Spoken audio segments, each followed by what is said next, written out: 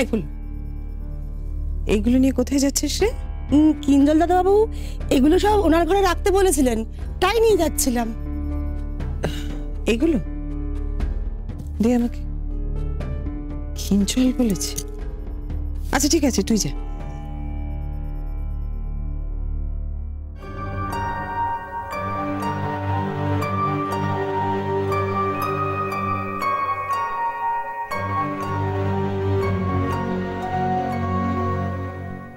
কি তুমি আবার এগুলো আনতে গেলে কেন? আমি তো ফুলওয়ালা দিকে বলেছিলাম আনতে। কি করছিস তুই? চাদর টাদর গুলো সরাচ্ছিস কেন? আসলে বিছানার চাদরটা আর বালিশের এই কভারগুলো বাসি হয়ে গেছে, আর পঞ্চমীর এই অবস্থায় বাসি বিছানায় শোয়া উচিত নয়, তাই ফুলওয়ালা দিকে বলেছিলাম ফ্রেশ চাদর দিয়ে যেতে। তোর সাহস হলো কি করে আমাকে না জিজ্ঞাসা করে পঞ্চমীর জন্য সমস্ত করছিস? নাকি পঞ্চমীকে পেয়ে মাকে গ্রাহ্যই করছিস না?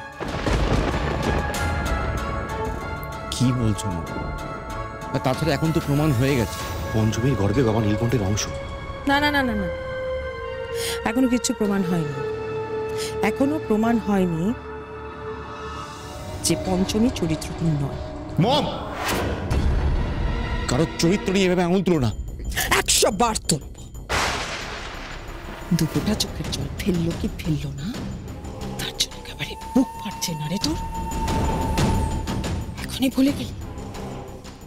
ফুল সজ্জার ফুল শুকোতে না শুকোতেই 5 সপ্তাহের প্রেগনেন্ট চরিত্রা মেয়ে। কান খুলে শুনে নে, ওই মেয়েকে আমি এই বাড়ির বউ হয়ে কিছুতেই ঢুকতে দেবো না।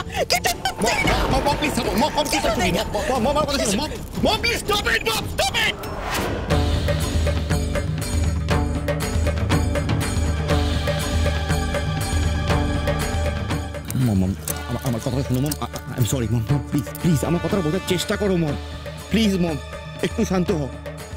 দেখো মম, তোমরা পঞ্চমীকে বিশ্বাস করো বা না করো, আমি পঞ্চমীকে বিশ্বাস করি। আমি না ভুল করেছি মম, পঞ্চমীকে বিশ্বাস না করে। আরে অন্যায়ের প্রায়শ্চিত্ত না করে আমি মুক্তি পাবো না মম, পাবো না মুক্তি। পঞ্চমী বারবার বলে গেল যে ওর গর্ভে বাবা নীলকণ্ঠের অংশ আসছে আমাদের সন্তান হয়ে, কিন্তু আমি বিশ্বাস করিনি, ভুল করেছি। কিন্তু এখন আমি বিশ্বাস করি মম, আমি বিশ্বাস করি যে পঞ্চমীর গর্ভে আমার সন্তান, তাই ওর সব দায়িত্ব আমার। পঞ্চমীর খেয়াল রাখার দায়িত্ব আমার মম। আমি পঞ্চমীর সমস্ত রকম সুবিধের দিকে নজর রাখবো, আমি রাখবো পঞ্চমীর খেয়াল। হ্যাঁ মম। না, আগে পঞ্চমী প্রমাণ করুক যে ওর গর্ভে নাকি বাবা নীলকণ্ঠের অংশ আসছে, তারপরে ওই বাড়ির বউ আর তো স্ত্রীর মর্যাদা পাবে। নাহলে আমি ওকে এই বাড়িতে ঢুকতেই দেব।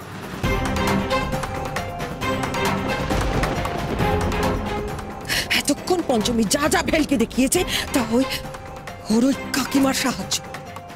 আমি বুঝতে পারিনি, কিন্তু এখন বুঝতে পেরেছি। তাই হার না মানে মম, তুমি কি বলছো? তুমি ঠিক কি করতে চাইছো মম? পঞ্চমীর ওই নাগিন কাকিমাকে আর আমি পঞ্চমীর সাথে থাকতে দেব না। তাছাড়া তোর তো সাপে ফাঁড়া আছে। আমি কি করে যেচে একটা সাপকে এই বাড়ির চৌহদ্দিতে থাকতে দিই বল? হ্যাঁ, আমি কিছুতেই দেব, কিছুতেই না। কাল যাতে উনি পঞ্চমীকে জাদু করে সাহায্য না করতে পারে, আমি সেই ব্যবস্থাই করব। তুই দেখে নিস।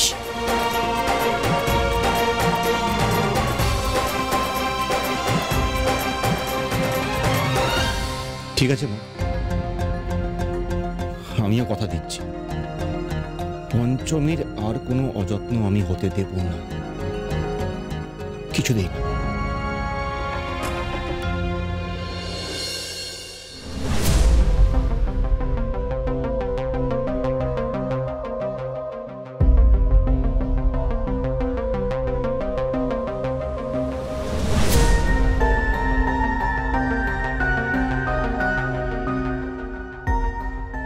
আবার ওকে পরীক্ষা দিতে হবে।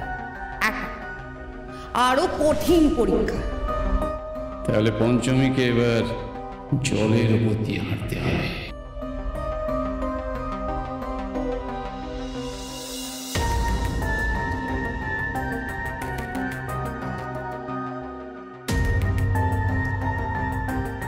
কেন এভাবে নিজেকে কষ্ট দিচ্ছিস তুই পঞ্চমী? ওদের কথা মতো তো এতগুলো পরীক্ষা দিলি তুই, কোনো লাভ হলো? কেউ বিশ্বাস করলো তোর কথা? করলো না। ওরা তোর কথা বিশ্বাস করবে না পঞ্চমী, কারণ ওরা তোকে বিশ্বাসই করতে চায় না। নিজের অধিকার তোকে নিজেকেই ছিনিয়ে নিতে হবে পঞ্চমী। যা, ভেতরে যা, জোর করে গিয়ে নিজের অধিকার তুই ছিনিয়ে নে। না গো কর্তামা, যে অধিকার ওরা আমারে দিতে চায়নি সেইটা ছিনিয়ে নেব কেমন করে? তুমি দেখো কর্তামা, আমি আমার মান সম্মান নিয়ে সমস্ত পরীক্ষায় উতরে তবে এই বাড়িতে ঢুক। সবই তো বুঝলাম পঞ্চমী, কিন্তু তোর ভেতরে তো এখন একটা প্রাণ আছে। আমি নিজে সাপ হলেও শুনেছি এই সময় নাকি মানুষদের খুব বেশি বেশি করে খিদে পায়। আর তুই তো এখন একজন মানুষ, তোর নিশ্চয়ই খুব খিদে পেয়েছে। সকাল থেকে কিচ্ছু খাসনি। নিজের কথা না ভাবিস, তুই এই ছোট্ট প্রাণটার কথা একবার ভাব। তোকে এখন কিছু একটু খেতে হবে পঞ্চম, কিন্তু কি খাবি তুই এখন?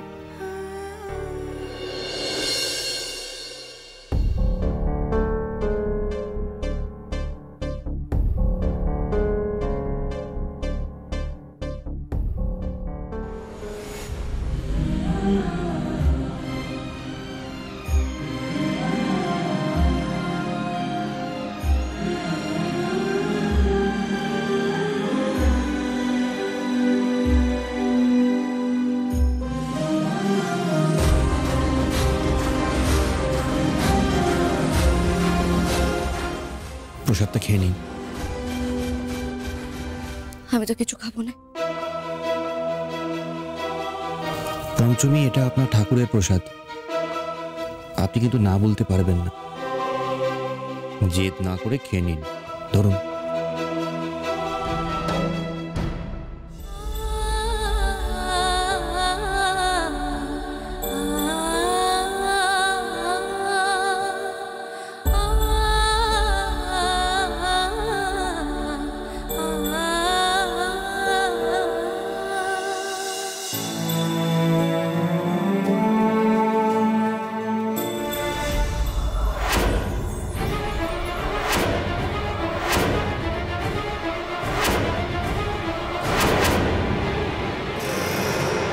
ছাড়ো, ছাড়ো বলছি। এটা কি করলে? মেয়েটা সবে মুখে খাবারটা তুলতে যাচ্ছিল, এভাবে কেড়ে নিলে? লজ্জা করে না? একটা পোয়াতি মেয়ের মুখের সামনে থেকে অন্ন কেড়ে না? তোমাদের মানুষ ভাবতে না আমার লজ্জা করে, লজ্জা করে। এই সেম টু ইউ, ওকে? লজ্জা তোমাদেরও একটু কমই আছে। আর আমি একটা জিনিস বুঝতে পারছি না, আমাদের চোখের সামনে পঞ্চমী, আমাদের চোখে কুলোটা। আগে নিজের বদনাম ঘুচুক, তারপর খাওয়া দাওয়া। আর আর অন্যের সন্তানের মাকে আমরা খেতে দেবো কেন? হ্যাঁ, আমরা কি এখানে ভিখারি ভোজন করাবো? Enough is enough Adrija. আরে তুমি লিমিট ক্রস করছো, আর একটা কথা বলবে না, ঠিক আছে? এবার আমি পঞ্চমীকে বাড়ির ভেতরে নিয়ে যাব, দেখি আমাকে আটকা। আসুন তো। এক পায়ে গবি না।